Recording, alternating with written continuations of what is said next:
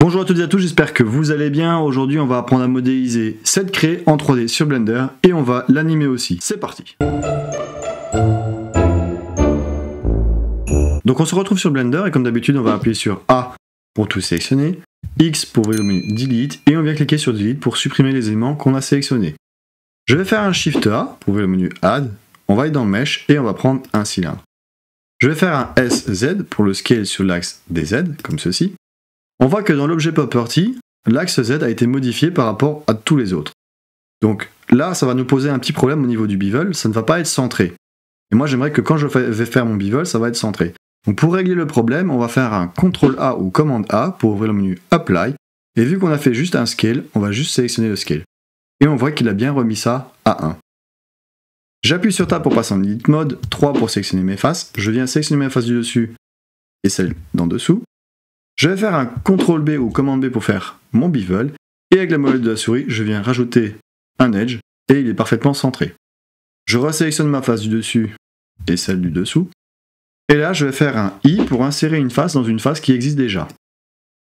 Une fois que ça me convient, j'appuie sur Tab pour passer en objet mode, et je fais un CTRL 2 ou Command 2 pour faire une seule surface. Pour terminer, je fais un clic droit, Shade Smooth pour venir lisser mon mesh. Maintenant que nous avons notre craie, nous allons nous attaquer à la texture. Pour la texture, je vais aller dans le Shading, je vais appliquer une nouvelle texture. Je vais faire un Shift A, je vais aller chercher une image texture. Je vais relier la couleur à la base color. Je vais chercher mon image. Alors voilà ce qu'on obtient, c'est pas très propre non plus. Donc on va aller chercher un texture coordinate parce qu'on le veut par rapport à l'objet. Alors là, c'est encore plus dégueulasse, je vais dire. Je vais faire un Shift A, je vais chercher le mapping, ce qui me permettra de modifier ma texture et de la déplacer si j'en ai envie. Mais c'est pas ce qui nous intéresse. Ce qui nous intéresse, ça va être dans notre image texture. Alors, si on veut, on peut faire le dépliage de notre craie grâce à l'UV, mais je vais pas le faire, je vais partir de l'objet. Je vais laisser ça en linéaire. Le flat, je vais le mettre en box. Le blend, on va le laisser en 0. Et le repeat, je vais le mettre en mirror. Alors, j'aimerais un peu faire ressortir la texture de ma craie. Donc pour ça, je vais faire un Shift A. Je vais chercher un bump.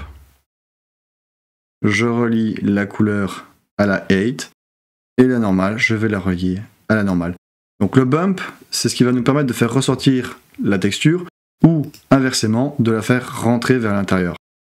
Donc moi, je vais laisser en invert. La force, je vais la diminuer, je vais mettre à 0.5, c'est largement suffisant. Après, si vous ne voulez pas le laisser en mirror, vous pouvez le laisser en repeat. Mais le problème, c'est que ça répète trop la texture. Donc moi, je préfère le mettre en mirror. C'est plus doux, je trouve. On peut aussi augmenter le blend pour venir un peu les flouter, tout ça. Voilà, on voit que ça bouge un peu, on floute un peu le truc là, donc on peut le laisser aussi à 1. Comme ça, on n'a pas de problème avec ça. Et si on veut rajouter une couleur, changer le blanc en rose, on va faire un Shift A, rechercher, ça s'appelle un Mix Color. Je le mets entre les deux, et grâce à la couleur du B qui se trouve ici, c'est ce qui va donner la couleur à notre craie. Donc, hop, je vais modifier ça. Je peux mettre un rouge pétant, et j'obtiens bien une craie rose comme on avait avant.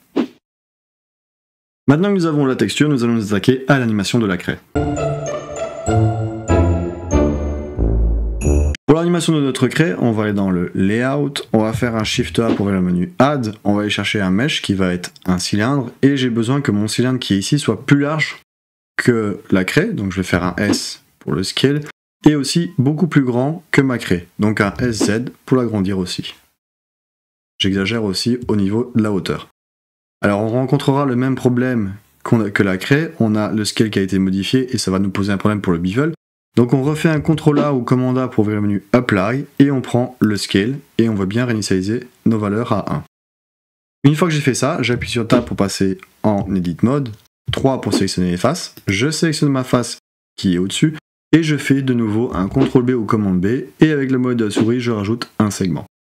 Je reprends la face qui est ici au-dessus et je refais un I pour insérer une face dans une face. Alors je ne l'ai pas fait en bas parce que ce que je vais faire en bas c'est autre chose. Je sélectionne ma face en dessous et je fais un X pour ouvrir le menu Delete et je viens sélectionner Face. Comme ça, je viens bien supprimer ma face. 2 pour sélectionner les edges. Je sélectionne un premier edge et grâce au Alt enfoncé ou Option enfoncé, je sélectionne l'ensemble des edges qui sont côte à côte. Et là, je vais aller dans Face et je vais faire un Grid Fill. Comme ça, je viens bien fermer ma face en 4, avec des faces pour 4 vertices à chaque fois. Je prends les vertices, donc j'appuie sur 1, je sélectionne ma vertice qui est au centre, je vais activer le Proportional Editing, qui est juste ici là-haut. Je vais faire un GZ pour le faire rentrer vers l'intérieur, et avec la molette de la souris, je vais venir augmenter l'influence de mon cercle. Comme ça, j'obtiens bien une forme qui est rentrée à l'intérieur. Tape pour repasser en objet mode. Je vais faire un CTRL 2 ou commande 2 pour appliquer une supervision de surface, clic droit chez Smooth pour venir lisser ma pièce qui va être le négatif. Le GZ, je vais le remonter. Je vais le faire rentrer à l'intérieur de ma craie. Et là, je vais sélectionner ma craie. Alors, pour installer l'add-on Bool Tool, il suffit d'aller dans Edit, Préférences. Vous avez Add-on qui est ici, et là-dedans, vous tapez Bool Tool. Et vous l'avez ici qui va être activé. Chez moi, il est activé, mais il faut le cocher ici, pardon. Je vais fermer ça. Alors, où est-ce qu'il va se trouver le Bool Tool? Il suffit juste d'appuyer sur le N pour voir le menu qui est ici à droite, Edit, Bool Tool, vous cliquez dessus, et vous prenez le Different qui est juste en dessous, pas le premier, vous prenez celui-là. Comme ça, vous venez de créer un négatif, et si je fais un GZ, on voit qu'il supprime la matière de notre craie. Donc Z Material Preview. Alors ce que je vais faire aussi, c'est faire un RY pour avoir une légère rotation sur l'axe Y, et je vais revenir repositionner ça avec un GX pour que ce soit un peu plus propre. Alors maintenant, je vais faire un GZ pour voir si ma pièce ne sort pas. Donc là, elle ne ressort pas, GZ. Si vous avez fait une pièce trop petite, vous aurez un autre résultat qui va être comme ceci, GZ, si je me déplace, voilà. Ça va ressortir de l'autre côté, il suffit juste de faire un scale, et vous avez votre négatif qui réapparaît convenablement. Donc GZ pour aller jusqu'au bout, et voilà, notre craie a disparu parce qu'on l'a usé jusqu'au bout. Donc voilà, je viens de terminer notre craie en 3D sur Blender, j'espère que la vidéo vous aura plu, n'hésitez pas à me dire ce que vous en pensez en commentaire. Comme d'habitude, je vous mettrai le lien de téléchargement en commentaire, et je vous dis à la prochaine. Ciao.